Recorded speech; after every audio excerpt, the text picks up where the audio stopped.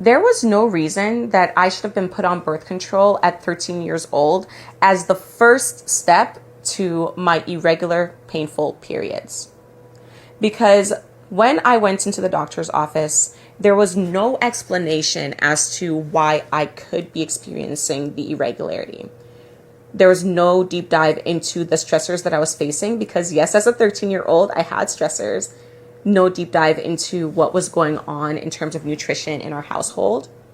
And there was no look into our hormones and even PCOS history within my family.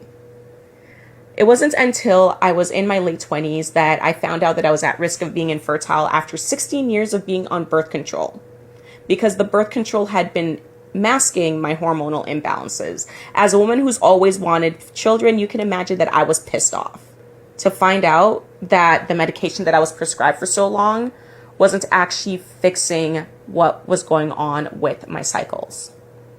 I've now had 21 natural cycles. And if your goal is to have natural cycles, natural ovulation, and you want this to be a long-term fix as opposed to your cycles being dependent on prescriptions, comment cycle below.